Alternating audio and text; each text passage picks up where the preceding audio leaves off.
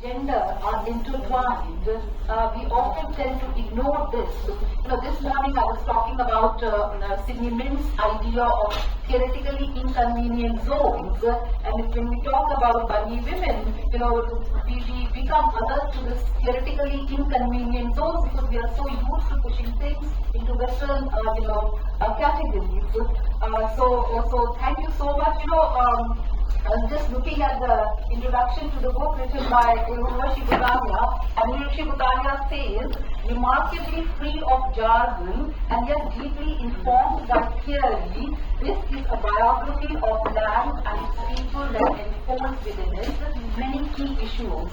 And I think this is the key point that we need to learn from Rita.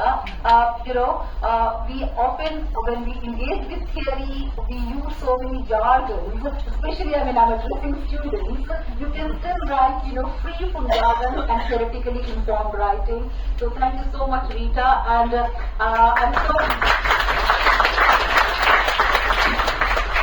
We usually do not take questions in memorial lectures, but after the chair's address, if we have time, if someone really has pressing questions, then we can probably open it, open the session to questions. We have Professor Veena Sikri. She's a very dear old friend of Jamia. She is not as professor here, but more than that, she has been ambassador to Bangladesh and Malaysia, and she has been in so many high positions, and she has been the Indian High Commissioner to Bangladesh and Malaysia. More importantly, she is also the founder trustee of South Asia Women's Network that we all have been associated with at some point. So I'm so glad, Professor Sikri, that you could, I called her up only yesterday or day before yesterday, and she's very busy schedule. Still, she agreed to come. Thank you so much. So your remarks, and then we will take it. Thank you. Thank you so much, Professor Sharma. It's really indeed wonderful to come back to Jamia. I mean, we are Jamia after such a break, and I feel very much like coming back in very halls, like so many programs and such active interactions. Thank you for inviting me. I did very especially want to come, even though for a little while, just to be here again and to see all of you and meet all of you, and it's been lovely. Thank you, Professor Veena Sikri, for this wonderful presentation. It really brings to life what you have experienced when you worked with the people. And I think the situation is changing there a little bit. About 2 years ago, when there was the G20 meeting in India, and as part of my own work in the South Asia Women's Network, I'll talk about that in a bit. I was invited to take part in the G20 working group on tourism.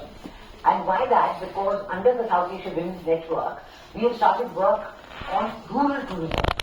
And rural tourism for gender empowerment.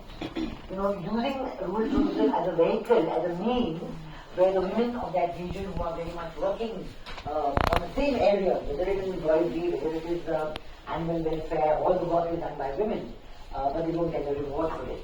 So we went to the tourism meetings workshop. It was in Durga village, not too far, I think, from that region, and I visited Horka village also. On the one hand, we went to Horka village, where I actually went to Munga. I went and met the women of the family, and on the other side we went to Dholavira, which was the Indus Valley civilization site, which is absolutely fascinating to visit such an ancient area. But in Horka village, I must say, there was a really exhibition going on, and a lot of the women were there themselves, the younger women particularly, always accompanied by male members, but they were there, and one of the male members said, "Come along, I want to show you the area where they live," and took us to a Munga and showed us the whole area, and in fact introduced us directly to the women, and explained to us that she has worked on this product and on that product, and even some of them. Yeah, those are Megwal women. Porco is inhabited largely by Megwal. Yes, another tribe altogether. Yes. Dalits. Yes. Not